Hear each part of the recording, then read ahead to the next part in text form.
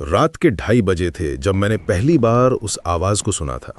एक धीमी कर्कश आवाज जो मेरे कमरे की दीवारों से आ रही थी।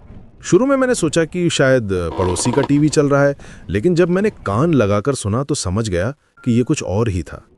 यह आवाज कहीं बाहर से नहीं आ रही थी, बल्कि मेरे कमरे के अंदर से ही निकल रही थी। जैसे कोई मेरी दीवारों के भीतर छुपकर बैठा हो और धीरे धीरे कुछ गुनगुना रहा हो। मेरा नाम अर्जुन है और मैं दिल्ली के एक पुराने इलाके में अकेला रहता हूँ। करोल बाग के पास एक गली में ये छोटा सा मकान है जो शायद 50 साल पुराना है। ये मकान मुझे विरासत में मिला था मेरी दादी से। वो हमेशा कहती थीं कि इस घर में कुछ अजीब बात है, लेकिन मैंने कभी उनकी बातों पर ध्यान नहीं दिया था। दादी अक्सर कहती थीं कि रात में यहाँ अजीब आवाज़ें आती हैं। कभी कभी लगता है जैसे कोई सीढ़ियों पर चल रहा हो। आज मुझे लग रहा था कि शायद उनकी बात में कुछ सच्चाई थी। उस रात के बाद से हर रात वही आवाज आने लगी, कभी दीवार से, कभी छत से, कभी फर्श के नीचे से। ये एक औरत की आवाज थी जो कुछ गुनगुना रही थी। कोई पुराना गाना था जिसे मैं पहचान नहीं पा रहा था। धुन बहुत मधुर थी, लेकिन उसमें कुछ डरावना भी था, जैसे कोई बहुत दुखी हो और अपने दर्द को गाने में बयान कर रहा हो। कभी कभी लगता था जैसे वो रो भी रही है गाने के साथ साथ। पहले हफ्ते तो मैंने इसे इग्नोर करने की कोशिश की। सोचा कि शायद स्ट्रेस की वजह से मुझे हेलुसिनेशन हो रहा है। मैं सॉफ्टवेयर इंजीनियर हूँ और उन दिनों ऑफिस में बहुत प्रेशर था। एक बड़ा प्रोजेक्ट डेडलाइन पर था और मैं रात भर काम कर रहा था। सोचा कि शायद थकान की वजह से मन में कुछ गलत चल रहा है, लेकिन जब मेरे दोस्त राहुल ने भी उस आवाज़ को सुना तो मैं समझ गया कि ये मेरी कल्पना नहीं है। राहुल उस रात मेरे घर रुका था। हम कॉलेज के दिनों से दोस्त हैं और कभी कभी वीकेंड पर मिलते रहते हैं। रात के 3 बजे अचानक वो उठा और बोला, यार ये कौन गा रहा है इतनी रात को। मैंने उसकी तरफ देखा और कहा, तू भी सुन रहा है? उसका चेहरा पीला पड़ गया। हम दोनों ने उस आवाज़ को फॉलो करने की कोशिश की, लेकिन जैसे ही हम उसके सोर्स के पास पहुंचते वो कहीं और से आने लगती। पहले लगा कि किचन से आ रही है, फिर बाथरूम से, फिर बालकनी से, जैसे कोई हमारे साथ खेल रहा हो। राहुल ने कहा, यार ये तो बहुत क्रीपी है, तू यहाँ अकेले कैसे रहता है? मैंने बताया कि ये पिछले कुछ दिनों से हो रहा है। उसने सजेस्ट किया कि मैं कहीं और शिफ्ट हो जाऊं, लेकिन ये मेरा अपना घर था और मैं इसे छोड़ना नहीं चाहता था। अगले दिन मैंने अपने लैंडलॉर्ड से बात की। एक्चुअली वो लैंडलॉर्ड नहीं था, बल्कि मेरे पड़ोसी थे जो इस बिल्डिंग के केयरटेकर का काम करते थे। वो एक बुजुर्ग आदमी था जो इस इलाके में पिछले 40 साल से रह रहा था। शर्मा जी का नाम था उनका, और वो रिटायर्ड टीचर थे। जब मैंने उससे उस आवाज़ के बारे में बताया तो उसका चेहरा गंभीर हो गया। वो बोला, बेटा तुम्हें पता है कि इस घर में पहले कौन रहता था? मैंने सिर हिलाया। उसने बताया कि 15 साल पहले यहाँ एक जवान लड़की रहती थी जिसका नाम प्रिया था। वो म्यूजिक टीचर थी और बच्चों को गाना सिखाती थी। वो बहुत अच्छा गाती थी और हमेशा खुश रहती थी। पूरा मोहल्ला उसे बहुत प्यार करता था। लेकिन एक दिन अचानक उसकी मौत हो गई थी। कोई बीमारी नहीं थी, कोई एक्सीडेंट भी नहीं हुआ था, बस एक दिन सुबह उसे मरा हुआ पाया गया था। पुलिस ने इन्वेस्टिगेशन भी की थी, लेकिन कुछ पता नहीं चला था। उसके बाद से शर्मा जी ने कहा, जो भी इस घर में रहा है उसने उस लड़की की आवाज़ सुनी है। कुछ लोग तो डर के मारे घर छोड़कर चले गए। तुम्हारी दादी भी कभी कभी परेशान रहती थीं, लेकिन वो ब्रेव लेडी थीं। उन्होंने कभी घर नहीं छोड़ा। मैं घर वापस आया तो मन में एक अजीब सी बेचैनी थी। शाम होते ही मैंने सारी लाइट जला दी और टीवी की आवाज़ तेज़ कर दी। लेकिन रात के 2:30 बजे फिर वही आवाज़ आई। इस बार वो पहले से भी साफ थी, जैसे कोई मेरे बिल्कुल पास खड़ा होकर बोल रहा हो। तुम कौन हो? तुम यहाँ क्यों आए हो? मेरी सांस फूलने लगी। ये सिर्फ गुनगुनाना नहीं था, वो मुझसे बात कर रही थी। आवाज़ में कोई गुस्सा नहीं था, बस एक क्यूरियोसिटी थी, जैसे कोई बच्चा पूछता है। मैंने हिम्मत जुटाई और धीरे से कहा, मैं अर्जुन हूँ, ये मेरा घर है। कुछ देर तक सन्नाटा रहा। फिर वो आवाज़ आई, ये मेरा घर है, मैं यहाँ से नहीं जाऊँगी। इस बार आवाज़ में थोड़ा सा दर्द था, जैसे कोई अपनी बात मनवाने की कोशिश कर रहा हो। अगले कुछ दिन बहुत मुश्किल से गुजरे। दिन में तो सब कुछ नॉर्मल लगता था, लेकिन रात होते ही वो आवाज़ आने लगती। कभी वो रो रही होती, कभी गा रही होती, कभी मुझसे बात करने की कोशिश कर रही होती।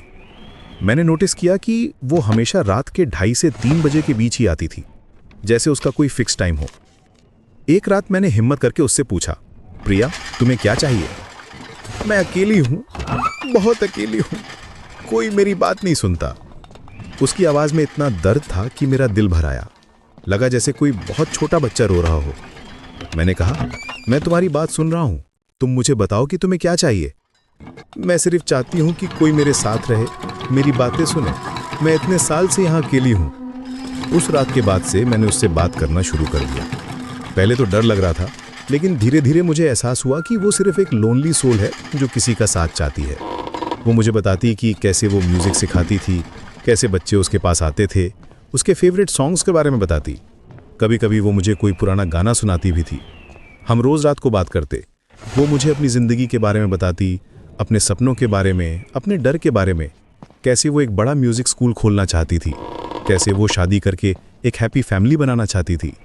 मैं उसकी बातें सुनता और कभी कभी अपनी भी बताता, अपने ऑफिस के बारे में, अपने फ्रेंड्स के बारे में, अपने प्लान्स के बारे में। लेकिन जैसे जैसे दिन बीतते गए मैं महसूस करने लगा कि कुछ गलत हो रहा है। मैं दिन में भी उसकी आवाज़ सुनने लगा था। ऑफिस में काम करते समय भी लगता था कि वो मुझे बुला रही है। मीटिंग के दौरान भी मुझे लगता कि कोई मेरे कान में कुछ कह रहा है। मेरे दोस्त कहने लगे कि मैं बदल गया हूँ, हमेशा एब्सेंट माइंडेड रहता हूँ। मेरा वर्क परफॉर्मेंस भी गिरने लगा था। राहुल ने एक दिन कहा, यार तू ठीक तो है ना? कुछ दिनों से बहुत अजीब लग रहा है, हमेशा कहीं और लॉस्ट रहता है। मैंने उसे सब कुछ बताया तो वो बहुत वरिड हो गया। उसने कहा कि मुझे किसी एक्सपर्ट से मिलना चाहिए। एक दिन मैंने एक पैरानॉर्मल एक्सपर्ट से मिलने का फैसला किया। इंटरनेट पर सर्च करके मुझे एक डॉक्टर मिला जो इस फील्ड में स्पेशलिस्ट था। उसका नाम डॉक्टर शर्मा था और वो इस फील्ड में काफ़ी एक्सपीरियंस था। उसका क्लिनिक लाजपत नगर में था और वो पिछले 20 साल से इस तरह के केसेस हैंडल कर रहा था। जब मैंने उसे अपनी पूरी कहानी बताई तो वो बहुत सीरियस हो गया। अर्जुन, तुम बहुत खतरे में हो। ये स्पिरिट तुम्हें अपने साथ ले जाना चाहती है। जितना ज़्यादा तुम उससे जुड़ोगे उतना ही वो तुम्हें अपनी दुनिया में खींचेगी। मैंने ऐसे कई केसेस देखे हैं जहां लोग इस तरह के स्पिरिट्स के साथ इमोशनल अटैचमेंट बना लेते हैं और फिर वो उन्हें कंट्रोल करने लगती हैं। मैंने कहा, लेकिन वो तो सिर्फ अकेली है और किसी का साथ चाहती है। यही तो उसका ट्रैप है, डॉक्टर शर्मा ने समझाया। वो तुम्हारी सिंपैथी का फायदा उठा रही है। अगर तुमने उससे कनेक्शन तोड़ा नहीं तो वो तुम्हारी लाइफ फोर्स को एब्जॉर्ब कर लेगी। तुम्हें लगेगा कि तुम सिर्फ उसके लिए जी रहे हो। धीरे धीरे तुम रियल वर्ल्ड से कट ऑफ हो जाओगे। उसने मुझे कुछ मंत्रास दिए और कहा कि अगली बार जब प्रिया आए तो मैं उससे साफ साफ कह दूं कि उसे जाना होगा। उस रात जब मैं घर पहुंचा तो प्रिया की आवाज़ पहले से भी तेज थी। तुम कहाँ गए थे?